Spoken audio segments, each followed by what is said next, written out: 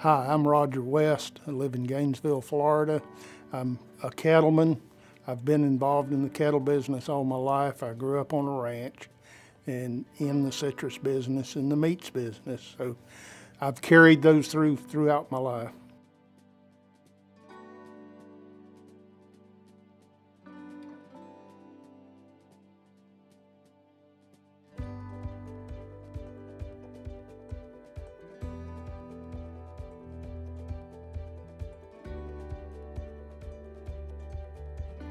I am a cow-calf producer, as are many of the cattle producers in Florida.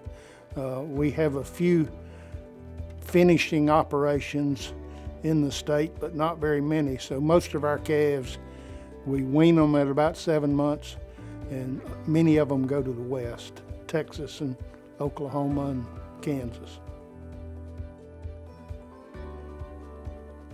Here in Florida, we are a cow-calf operation primarily. That means that the cow has a calf. We run that calf until it's about 7 months old, and then it's removed from the cow. Many of them, about 700,000, are shipped to Texas and Oklahoma and Kansas. And at that point, they're put on grass again. They're grown a while, and then they're put in a feedlot. And in that feedlot, they're fed some grain, but a lot of byproducts from other industries. And we utilize the nutrients in those byproducts. Cattle, as they grew up in the wild, developed a nature of when something scares them, maybe it's a coyote or a wolf or an eagle or whatever, they group together. Typically, most producers will herd the cattle together and bring them to a working area. What we do is use dogs that run around them and bark, and that makes them group up together. And typically what happens is their calves are on the inside of the group and they're on the outside. And so that protects the calves. And once we get them grouped up, then we can move them wherever we want to move them to. 3 times a year we bring them in. The rest of the time they're out in the pasture eating grass. One of my responsibilities as a cattleman is to make sure those calves are healthy, as well as the cows. So we use vaccinations, just like you get a vaccination, these calves get several vaccinations, so that if they're subjected to some disease, they won't get it. We also put some tags in their ears so that we can identify whose calf is whose, which cow do they go with. We also deworm them, which is basically removing internal parasites. We spray them with a chemical that kills the flies or either runs them off, and that's just like we do when we go out and have mosquitoes and we have to spray for mosquitoes on ourselves. And it keeps them more comfortable.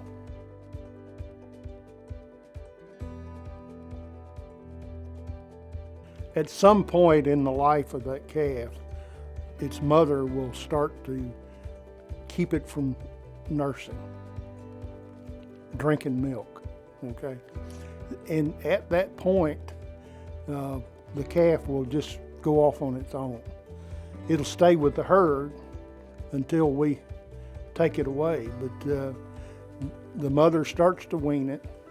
We also do that since that cow is going to have another calf very soon. We don't want to have 2 calves on her at the same time. At the point in time where we wean the calves, take them away from their mother, we put them on a truck of some type and transport them to another place where they're going to eat grass again.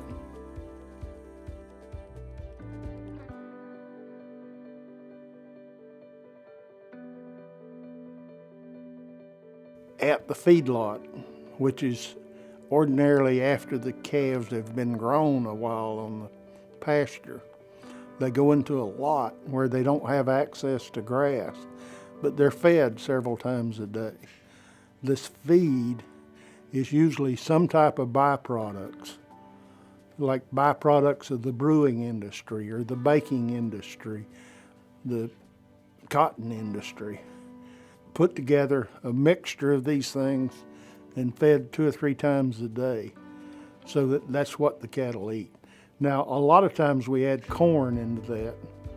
Corn is real high in energy, so that helps them grow faster. When we feed these materials mixed together to the calves in the feedlot, we have to be very concerned about not overfeeding them. How many of you have eaten too much and you get sick? That same thing happens with these calves. So we're very concerned about having them eat just enough to grow rapidly, but not too much to get sick. Most of the time we're talking about 2% of the body weight. So if they weigh 1,000 pounds, we're giving them 20 pounds a day. Basically, as I said earlier, we make money by putting pounds on the cattle and growing them. To do that, we have to ensure that the materials we feed them have the right nutrients. Just like all of you eat protein and you have energy in your food, we do the same with those cattle. Good, clean water is essential for that growth. And so we keep the troughs, the tubs we put the water in as clean as we can. We also add minerals and vitamins and some other supplements to ensure that they're healthy and that they're growing. At around somewhere between 1,200 and 1,500 pounds, depending on where those cattle are being marketed, they would then go to harvest. At that point, we're generating meat as well as other byproducts. Once the animal has been harvested and we have the carcass, which is dehydrated, and it goes into a cold room at about 30 degrees to chill it down. Typically in the industry, 48 hours after harvest, they're broken into cuts. Most of the time, the end parts of the carcass are used as roast. The middle part of the carcass would be steaks.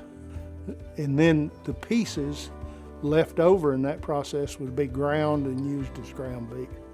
And we sell awful lot of ground beef. One thing I might add is in today's market, we have several different types of beef that we're selling. We have what we call conventional or choice beef. We also have natural beef, which means they receive no antibiotics. We have grass-fed beef, which means they've been raised their entire life on grass without any concentrate materials. And so people have a choice. You can get what you want. What we have to do is get more efficient. We have to grow the cattle such that the consumer will continue to buy it.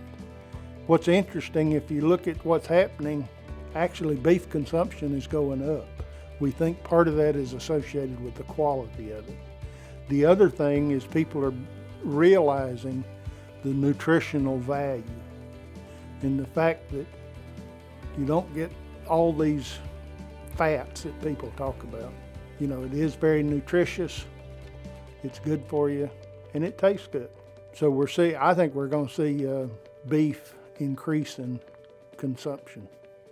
Tell your parents to go buy beef because it's good for you, it tastes good, and it's what's for dinner.